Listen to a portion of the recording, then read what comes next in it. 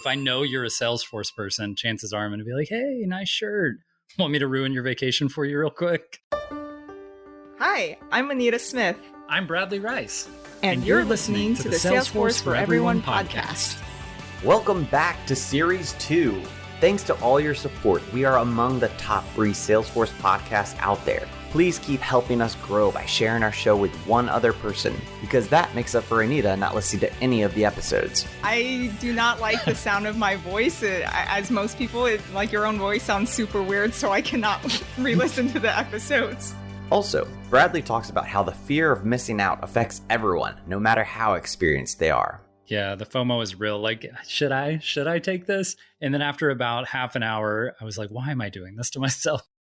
Hey, everybody. Welcome back to the Salesforce for Everyone podcast. This episode is the first episode in Series 2 of the show. So we are excited to be back after 2 months that we took off from the show. So 2 months ago, we wrapped up Series 1 and we really enjoyed that. So for all of our new listeners, make sure you go back to Series 1. We're going to talk about that some today and why you need to make sure you listen to those first 15 episodes. And then we're going to talk some about what Series 2 is all about and why you need to make sure that you tune in, because we're going to have a lot of fun and we're going to cover a lot of really awesome topics. And per the usual, I have Anita Smith with me to cover all of this information. So after 2 months hiatus, how is it going, Anita? Going pretty well. I've been working my normal day job, but I've also gotten 2 new certs. So during the summer, Salesforce dropped a brand new cert. It's called the Salesforce Business Analyst certification. And I went ahead and got it the first day it was dropped. And then recently I got my PSM 2, which is a Professional Scrum Master 2 certification. I've been working as a Scrum Master for the past couple months on this new project. So I've been really digging into that aspect of the role. That's awesome. Well, you've been really busy. Did you say you got the cert the day it dropped? Like, how do you prepare for a cert that's not even released yet? Well, so they've been working. There's been rumors the past year going on that they've been working on it. They actually released a trail mix to study for it a few months prior to the release. So I was going through that. And also I've been working as a Salesforce business analyst for most of my career, which is not that long. Do you know what your number is? Like, are you top 10, top 20? Like of the first certified Salesforce business analysts in the world? Oh, I don't know. I don't know how I would find that out. I would imagine based on the LinkedIn posts I was seeing, probably top 50. There were a lot. Like I wasn't planning on taking it that first day, but I kept seeing everyone's posts like they got it. And like my FOMO, fear of missing out, is really bad. So I was just like, I'm just going to take it, and then was able to pass it.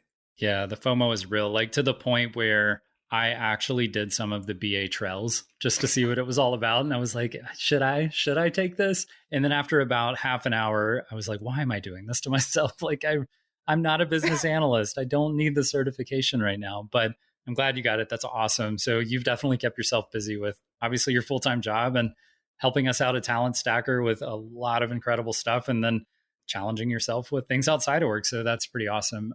We actually moved. So now we are north of Houston. So we are now Texas residents.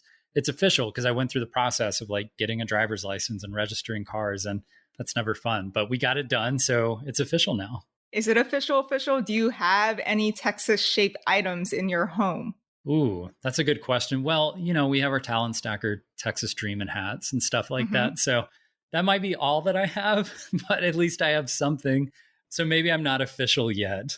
It's official when you have like a Texas shaped cheese board or something like that. Or you got the flag up, or I've got some work to do. You have to be a super loud, proud Texan to be considered Texan. All right. I'm working on it. I'll probably, maybe I'll be there by our next episode. We'll see. I got to go talk to my wife and make sure we truly become Texans. All right. Well, I mean, if you're ready, I guess we can dive in on what we're actually going to talk about in this episode some. And so first and foremost, for all of our new listeners, thanks for joining us. And for all of our existing listeners, what an incredible Series 1. Like, we released 15 episodes over the course of about 4 months, and we received over 120 5-star ratings on Apple Podcast alone. And now our show is going back and forth, sort of neck and neck as the number one Salesforce podcast in the world with only 15 episodes. Like, that is so crazy, considering that, there are podcasts that are owned by Salesforce, a $200 billion company with over 100 episodes. They've been around for, 2+ years. And because of this community and because of the support of all of our listeners, and I think just the energy of this community, that we've been able to achieve that. So thanks to everyone who has been listening and tuning in and writing those reviews, because it really does make a difference. So yeah, thank you. Yeah, seriously, thank you guys. We would be nothing without you. Really appreciate all the support that's been pouring in. Truly, we would have like 2 listens every week. It would just be me and Anita seeing how it sounded. I don't know, Anita might not even listen. Yeah, I was going to Do you listen to our show, Anita? I do not like the sound of my voice. As most people, like your own voice sounds super weird, so I cannot re-listen to the episodes. So without your support, we would officially have 1 listen as I listen to it just to see how it goes. Yeah, so thank you, everyone. And the cool thing is that we have been able to, I think, build these episodes and the topics that we're going to talk about based on a lot of those reviews that we've gotten. And typically people will post on Facebook or LinkedIn about what they heard and what they wish we would talk about. And then they'll write reviews on whatever podcast player they're listening on. And that's been an awesome way for us to drive content and make sure that we're talking about the things you all want to hear. And we'll talk a little bit about Series 2, actually a lot about it. And so I think you're going to hear a lot of topics that all of you asked for. So right now, let's take a second to talk about Series 1, which is in the past. But if you haven't listened, you need to go back and listen to those, because they are critical to understanding how to land a Salesforce job. So Anita, do you mind, let us know, what are they missing out on if they don't go back to Series 1? I mean, everything from if you don't even know what Salesforce is, go back and listen to Series 1. If you want a step-by-step guide on how to pivot into this career, if you're coming from a non-tech background, we go over branding, interviewing, the whole process, introducing you to Trailhead where you can study. And we've also brought on some guests who came from a non-tech background and made the pivot and completely changed their lives. Yeah. Now that you're refreshing my memory, it's just amazing. I think all that we covered, and even having Justin Ducks on to talk about interview tips, and Alex Warnicki talking about certifications and the best way to structure yourself, and, professional branding, and all these different topics.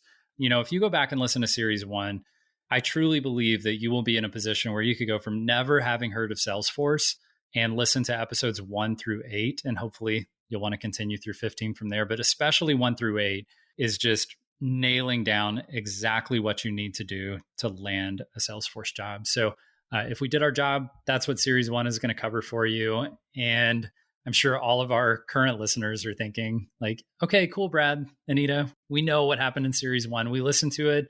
And then while you guys took a 2-month vacation, we listened to it again. So what's happening in Series 2? And let's go ahead and jump into that. So we took some time to really think this through and get a lot of feedback from the listeners. And what we came up with is quite a bit. So to understand this transformation, we realized that people are coming from a ton of different backgrounds. We have people coming from school teachers, or from the military, or healthcare workers, or car mechanics, or just everything you can imagine. And we realized we needed to help people who have not made that transition understand how others have done it. And these are, really important topics. So we focused in a lot of what we're going to be talking about is those transition stories, and bringing guests on to talk about, how to transition from backgrounds that may seemingly be non-technical, completely non-technical. And that's probably where a lot of listeners are who haven't landed their first Salesforce job. They're thinking, I'm not technical. I don't have the right degrees. I don't have the right background experience. There's no way I can become a Salesforce professional. So just to name a few of the topics and the sort of transition stories we're going to come from, we're talking about stay-at-home parents, healthcare workers, military and military veterans. There's so many different backgrounds you can come from. So I'm excited to cover those. And they're really important topics. I mean, we've seen a ton of transitions, but I guess what do you think, Anita? How are we going to cover this? Because we literally haven't recorded these episodes yet. So how do you see this, fleshing itself out as we, have these guests on and cover these topics? We have such a good, sample size, just a good group of people that have come from a lot of like similar backgrounds. We even had a lot of blue collar, like people coming from that industry. But what was surprising to me is the stay-at-home parent. I was a little wary when we first got like our very first stay-at-home parent. I wasn't really sure if it was going to work because this particular person had a really long working gap. Like, one, how do you even like post on your resume or on LinkedIn that you have, I don't know, it was like, I'm guessing like 5 or 7 years gap of like not working. But as we went through it, like the person landed the job and I was like, oh, they got really lucky. But then it happened again for other stay-at-home parents who like joined Talent Stacker. And again, they were able to pivot into a Salesforce career, even with a large gap. Yeah. I mean, I think, like you're touching on now, it's those stories. Like once you see them unfold, it's even for us as like the coaches and the people who are supposed to be guiding new individuals in the Salesforce space to how they can land a job. But especially like you mentioned early on, like you see somebody come in and you go, the Salesforce is for everyone and everyone can do this. But when you're starting absolutely fresh, sometimes it can feel like, well, how? Like, how do we go from where we are today to getting there? And I think a lot of times the hurdle is not as high as we think it is or as high as we want it to be. And then we realize, I mean, I'm sure all the stay-at-home parents out there know they're sitting there going like, I do have skills. I just don't know how to highlight them or showcase them or make sure people understand them because, I only have one kid and I think she's pretty good. I guess most parents probably think their kids are good, but, I think I've got it pretty easy. I think my wife is a great mom and a great partner. So she bears a lot of the burden. We have single parents that have gone through this with multiple children. And I can only imagine the level of just what a challenge that would be to transition careers, much less transitioning from having a career gap. But it comes together once you realize all the soft skills that come with being a parent, the patience, the ability to communicate, the ability to, have everything you thought was going to happen today shift immediately. And now you're doing totally different things and priorities have shifted and somebody's sick as soon as you wake up. And just being able to operate in an environment like that, it makes working at a business seem easy. It's like, wow, we're just all adults and we're healthy and we're relatively reasonable. That's pretty easy to operate in once you've been a parent for a while. So I think sometimes we see it on the surface and it's like, oh, there's no transitional skills. You can't do this. You're a stay-at-home parent, or you're a blue-collar worker in a manufacturing facility, or you're a healthcare worker, you're a nurse, going in to like, bedside and helping these individuals, or like Carly from episode 11, traveling to patients' homes and things like that. And you think, where are the skills that make me a Salesforce professional? And they are everywhere. So you brought up Carly, which reminds me of something I wanted to bring up. Like, I was really shocked and surprised at how many healthcare workers pivoted into Salesforce. Like, I mean, nurses and doctors. Like, I was shocked. I was like, wait, don't you guys already make a lot of money? Why are you pivoting into tech? That was probably one of the most shocking things. And it was so many. It's not just a handful, like a large percentage of Talent Stacker members come from healthcare. Yeah, I think healthcare is a huge one. And obviously for those who are inside the Salesforce world, they know that, Health Cloud is a big industry specific offering that Salesforce has. And these consultancies get paid a lot of money to help companies with, Health Cloud. And it's really great when you can take a person. And so it all starts to make sense. And we're going to cover all this throughout the series, but it starts to make sense once you hear some of the transition stories and once you hear it from the individuals who went through those transitions, you start to go, this makes sense. This actually makes sense how this happens. So you take a consulting company that's focused on helping hospital systems use Salesforce to streamline their businesses. And then you take someone who used to be a doctor or a nurse or anything in between. And now you don't have to teach them when they talk to a client who works at a hospital and they're trying to help them with Salesforce. You no longer have to teach them, healthcare lingo and a process that they've never heard of before and they don't understand it at all. They already understand how the hospital system works in a lot of ways. So all you have to do is teach them Salesforce, where if you're hiring, someone else, you might have to teach them healthcare processes and how hospital systems work plus Salesforce. So you have half of the information to teach them. The transition makes perfect sense. And we see that alignment with things like healthcare, nonprofit backgrounds, There are a lot of companies in manufacturing and logistics that use Salesforce. We see that coming with financial services, so people from like accounting or finance backgrounds. And so once you see it unfolding, it's really obvious that you have a ton of great soft skills, but you also have the very technical understanding of how these things work. And it turns out you just know more than you thought you knew once you realize how to highlight it. And that's what we're going to be talking about throughout the series. Another one that stands out to me are educators. Like we look at K through 12 or even, like school administration or higher education administration and professors. And we think like that's education, that's not technology. There's no way you can do this. But I recall we've had a lot of teachers recently. I mean, is that fair? I think we've had probably about as many teachers as we have healthcare workers. Do you think? Yeah, that's about right. Like education and healthcare are the two big ones I've seen. And yeah, the salary is a big increase for at least education wise. But I think the biggest win for everyone who has pivoted from those careers is the work-life balance. Just both education and in healthcare, everyone has been burnt out working extra hours, just completely over it. And then they get to switch into this cool tech career where they can work from home and kind of choose their own hours if the place they end up working at lets them, but just complete flip side, get to make more money and you get to live your life the way you want to.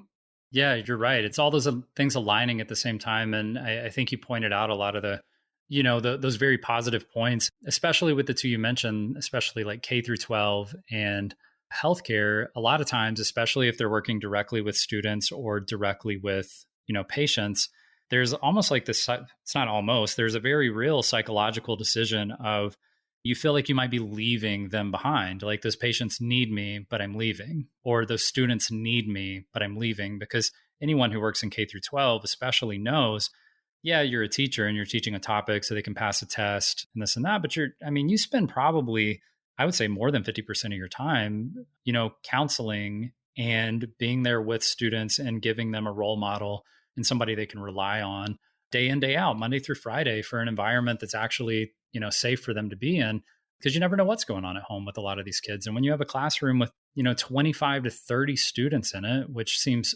unbelievable to me, but you got 25 to 30 kids in a hospital, or sorry, hopefully not in a hospital, in a school. And you've got, I don't know how many patients that nurses are seeing every single day that rely on them to help them feel comfortable in an uncomfortable situation. But that transition, I think that's what makes Salesforce so amazing. Inside of Talent Stacker, we have education, and inside of the Salesforce ecosystem, we have education specific groups for educators who are transitioning into Salesforce. And we have healthcare specific groups for healthcare workers who are transitioning into Salesforce, just to name a couple. And I think being part of that community and being able to talk to other people who are going through or have gone through a similar situation is just so empowering to help get you over some of those, mental hurdles, but then also the very technical hurdles of going from where you are to this new career. So for so many reasons, I think that transitioning from anything into Salesforce is that much easier because it's so communal.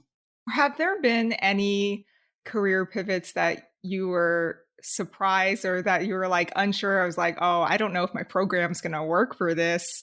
Then it turned out it did work. It's interesting. I think early on, yes, there was definitely some of that when we were in our first maybe 3 to 6 months as a program. There were some that came in and, always when we're talking to a potential customer, we try to set reasonable expectations and understand, like, do we really think this will work for them? And we try to be transparent. If the answer is no, that would be unusual. It would be if your expectations are off. I want to work 10 hours a week, but get paid full time and work from home. And I don't want to have to take a pay cut because I want to make 100,000 at my first job. It's like, I don't think we can provide that for you, a 10-hour a week job where you make $100,000 entry level. Like, this is not the right fit. And I was up for the challenge, but of course I was a little nervous, right? Like we wanted to drive success. But then I think we've seen so many stories now of people who have come from a seemingly unrelated background and then transitioned in that I have no question that anyone from any background can transition in. I don't think it's if they can, I think it's if they're ready to. I mean, I think one of our original stories that still sticks with me, I still talk to this member. He was a truck driver for his whole career. And just recently, I'm looking at his LinkedIn. he's already like he just got promoted to a senior level consulting position, which is crazy because I think he just joined Talent Stacker. Was it a year ago, maybe? Yeah, it had to be about a year ago. Yeah, it happened so fast, and that he's already able to climb the ranks to a senior level, and like he is thriving. And like to think so many years spent just driving on the roads, and then now he's actually doing Salesforce solutions for big companies. It's really incredible. Yeah, and so I remember that one, and he was actually went from military to prison guard, from prison guard to truck driver. And I think if you're looking at it like stereotypically, you say, oh, well, that's not a person who's going to do technology. I mean, I think he was truck driving for over 10 years, maybe 15 years. It just seems like that's it. Like you're done. Like you have decided what you're going to do in life, and there's no changing your mind now. You're so ingrained in it. There's no changing your mind. And it's just not true. And I remember making the realization that I would have consultancies who hire our members. They would say, Brad, have you noticed any patterns in the people that are successful? Have you noticed any patterns in the type of person that's successful? And I said, the one piece of advice I would give you for trying to select individuals is to not base their ability of what they're going to do in the future based on what they've done in the past. And I think we, as the potential employees, as the candidates, need to do ourselves that service as well. We need to say, what I'm going to do tomorrow has absolutely nothing to do with what I did yesterday. It has absolutely nothing to do with that. I can do whatever. And I think people who make this transition, like I just think about all of our members who think, is this possible? Is that a reality? It sounds like it's way too good to be true. And then they accomplish it and they do it. I just think like, how empowering does that have to be to know I can do anything now? Like I can pivot in 5 years or 10 years or 15 years. If I decide I don't want to do this anymore, I now know that I have the ability to completely transform into something new if I want to. Yeah. So I mean, everything we've been talking about for the last few minutes, I think just really highlights that, back to really the name of the show, like Salesforce is for everyone, stay-at-home parents, healthcare workers, military, active military veterans, military spouses. I mean, I think just military families in general, we have seen amazing transitions. But even, young adults like high school students, we had a guest on episode 10, I believe it was. We had someone who opted out of high school and got a GED and is absolutely an incredible professional because, again, all these things from the past don't dictate your ability. And it's not about what degree you have or what diploma you have or anything else. It's just about your ability to dive in and learn a new topic. And we'll be harping on, making sure those high school students and college students and young adults understand the opportunity and possibility that is right in front of them. We're also going to move in, spend an episode on educators and blue collar workers. So if any of that sounds interesting to you or someone, or you have around you, which I imagine one of those topics has to, make sure you stay tuned, subscribe, and be ready for those episodes because I think they're going to have a major impact.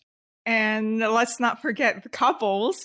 We have so many amazing Salesforce couples. Usually like one person joins and then the other sees how well they're doing and they end up joining too. We've had a few of those. And actually, I think we're starting to get families too. I've seen a couple posts recently of people trying to get their kids into Salesforce as well. Yeah, I've seen more and more of that. And you're right. We've had a good maybe 5 couples that are alumni, right? Like both parents in the household transitioned into being, Salesforce professionals. And, we have households that have more than doubled the household income. Like that has to be so incredible. And I know we had a couple up in Canada in Toronto and they thought, I don't know if I'll ever be able to buy a home. And then because of Salesforce careers for both of them, it's a reality now. And I just think that's such a massive pivot. So we're seeing that across the board. And to your point, families, I don't think they would mind me using their name, but the Amos family, I know their dad, Robert Amos, is a military veteran, and he's a Salesforce professional. Now their son, Patrick, is a Salesforce professional right out of high school. I think he was 17 years old when he started his first Salesforce job. They've got their brother involved, their sister. I know their mom just got certified. Like the entire family is realizing like this makes a lot of sense for a lot of reasons. So yeah, I think we're going to see more and more of those couples and sort of family. I know who you're talking about. I just saw them post a picture. They all wore a Salesforce Trailblazer hoodie to Disney, which was pretty incredible. I love that. I love that families are getting involved and couples are getting involved. I can't wait to be able to see like a couple that like really leverages their new career to be able to like work as a digital nomad and just travel the world. That is going to be so amazing to watch one of these couples grow into something like that. Yeah, absolutely. I saw that picture too. And I think I commented with like a warning where I was like, be careful wearing your Salesforce stuff out in public because you might drum up an hour-long impromptu conversation with someone like me who just wants to talk about Salesforce related stuff. So if I know you're a Salesforce person, chances are I'm going to be like, hey, nice shirt. Want me to ruin your vacation for you real quick? So yeah, so I think the couples, the families, all that fun stuff, those are incredible transitions. And I'm really excited for one. I think we're going to call it, we'll see what we call it, the Where Are They Now?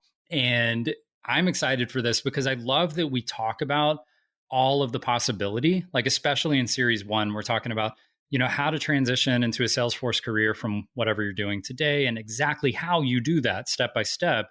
And then we keep reiterating that this is just the beginning. The $72,000 average entry level salary is just the start. Like you're going to be making 6 figures before you know it.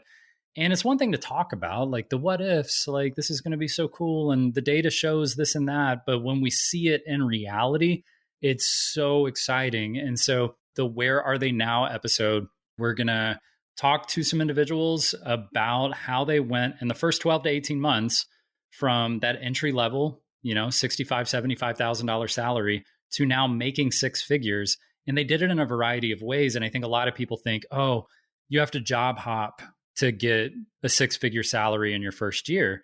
And while that may be common, it's not absolutely true. So we're talking about, I think job hopping is a strategy to do that, but then also upskilling and becoming more valuable and getting promotions and just a variety of ways that you can get to a 6-figure income in less than 2 years. We've seen people do this consistently in under 18 months. And that still blows my mind. Like the fact that entry-level salaries are $70K blows my mind. And then the fact that you can have 12 to 18 months experience and make $100,000 is just unreal. But I guess you're pretty familiar with that particular concept, Anita. Yes, I was very fortunate and was one of the people who was able to land a 6-figure job in my first year. But I was going to say how times have changed from when you first got into Salesforce. I remember watching your YouTube video, Retire in 12 Years or Less, and you showing at what year, like how much money you're going to make, and like just comparing to what it is now, just completely different. It's so much faster now compared to just a couple of years ago. It's really surprising. The salaries keep going up and there's still so many jobs out there for everyone. Just really exciting to watch all this unfold in real time. Yeah, like it's rapidly changing. You're right. And it's only getting better, which is, again, unbelievable. So, we're going to cover that. And we're going to move into also talking about some topics that I think are important in the current climate of the world. And one of those is that we are officially, whether you agree or not, we are by textbook definition officially in a recession.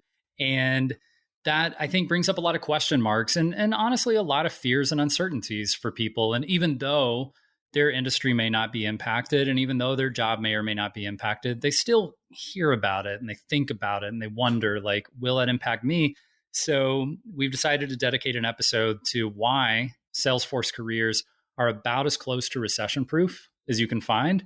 And we'll really deep dive in on that and, talking about how it's not industry specific. And that sort of protects you from typically in a recession. You see some specific industries get hit really hard, and then you see some other industries that actually continue to expand and grow. And for that reason, and many others that we'll discuss, Salesforce careers are a pretty safe bet. And I don't want to share any names on this one because I'm not sure that she's ready for this to be shared yet. But do you know who I'm talking about? Who I think she was part of a company shutdown and sort of how that story went down. Does that ring any bells to you?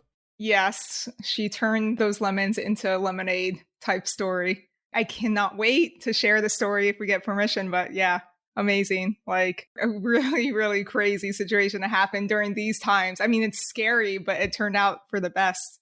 Yeah. I mean, and long story short, without sharing too much information, like was part of a, effectively a mass layoff. And because of the tightness of the Salesforce community, within 2 weeks, had over 5 interviews, multiple offers, and increased her income by over 30%, like just like that, and switched to a different industry. And that's why this is like so amazing. So I'm really excited to talk about sort of how Salesforce careers can make you so much more valuable and I think like versatile through different, economic times. Because we could even go through an economic expansion and see certain industries not doing as well or not moving forward as fast as others. And I think you should always be in a position to pivot industries or just have more freedom and more opportunity. And I think that's a lot of what these careers offer.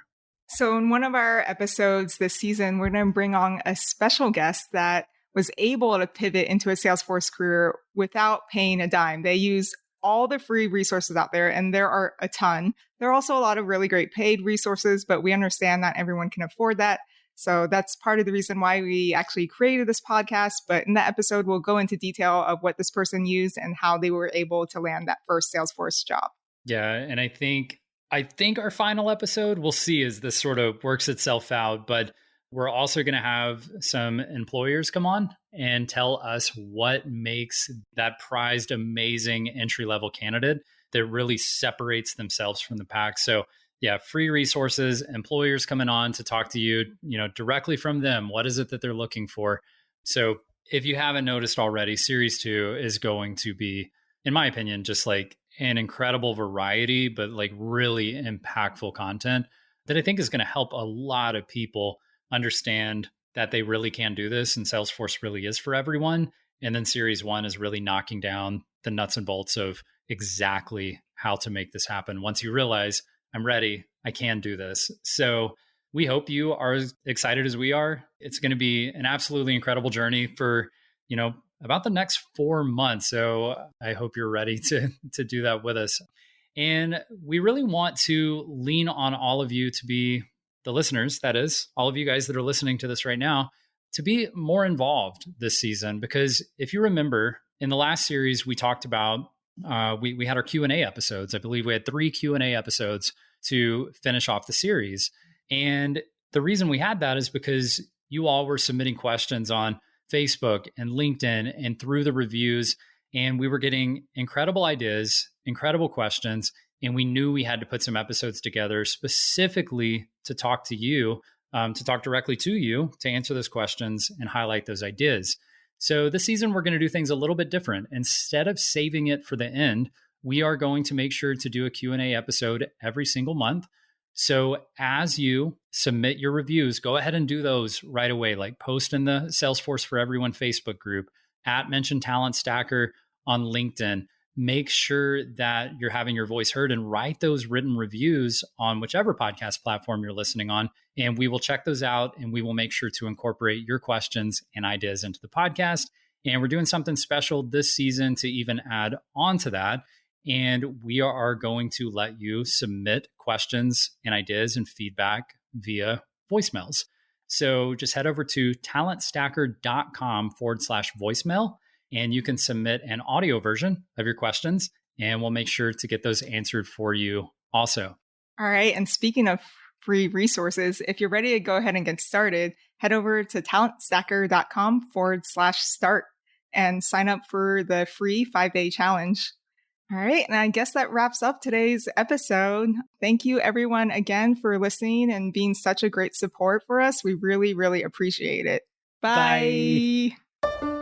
Thank you for joining us today. To get started for free on your own Salesforce career, go to talentstacker.com/start or check the show notes. There you'll find all the resources you need to start earning $60,000 to $80,000 in as little as 8 months, no matter your education or career background. The Salesforce for Everyone podcast was produced by Edmund T. and engineered by Andrew Mendonza. If you like what we do at this scrappy can-do podcast, please help others find us by leaving a 5-star rating and a great review on whichever platform you're listening to us right now. See you next time. Bye. Bye. Bye. Bye. Bye. Bye. I think that was good. Was that good? Perfect. I can't really judge the delays and stuff, but I think one of those probably overlapped. I think that was perfect. And shout out kudos to Alex.